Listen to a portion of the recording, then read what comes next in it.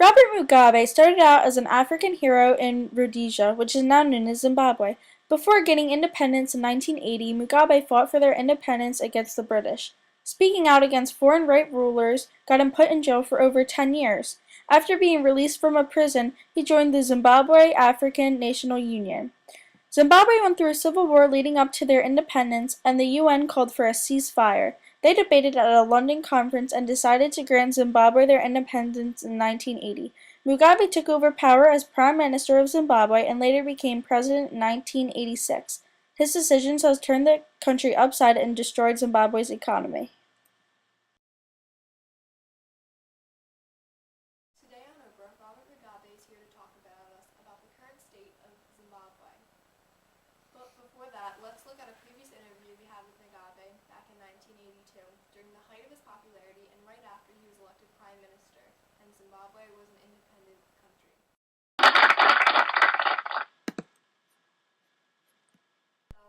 Today, our guest is Robert Mugabe, an individual who fought for Zimbabwe's rights and was released from prison just 5 short years ago for fighting against white minorities.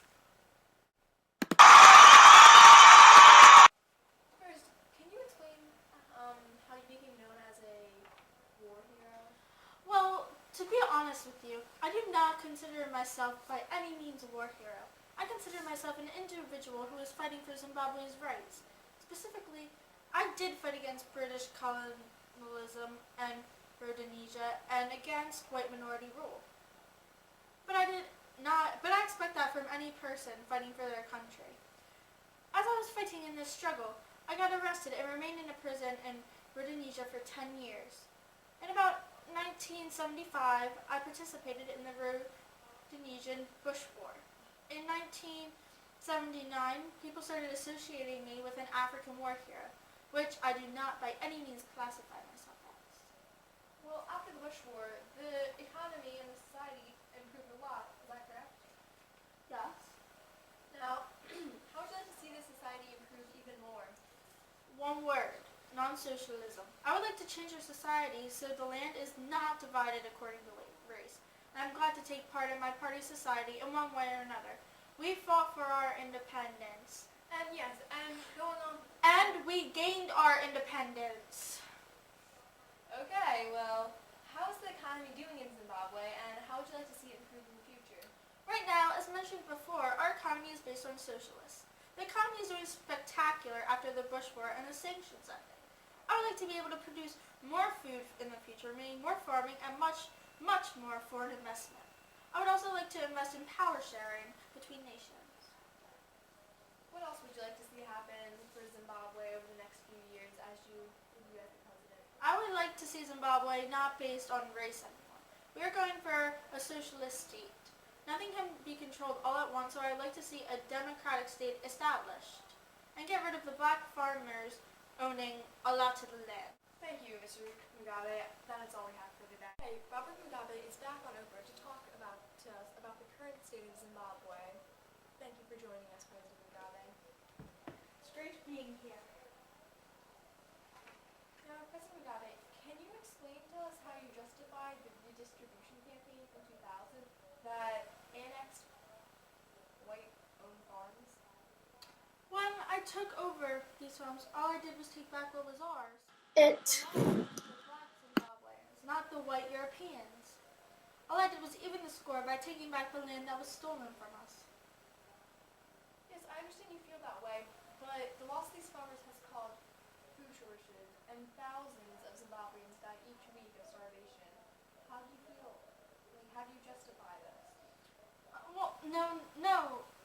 The lack of food in Zimbabwe is due to the weather there. We have many droughts, which has made it hard to farm. But the food storage is not what it used to be. It's getting better. People aren't starving that much anymore. The white farmers don't deserve that land. Yes, but innocent farmers have had major trouble on the economy.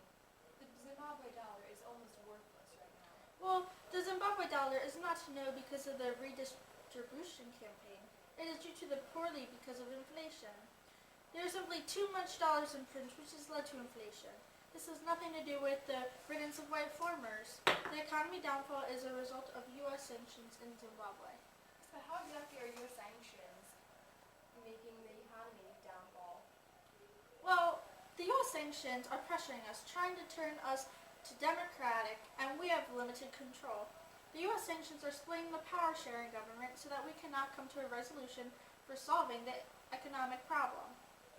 However, we are trying to fix the economy, which is something the U.S. does not understand. Since the Zimbabwe dollar was so poor, we just had to get rid of it.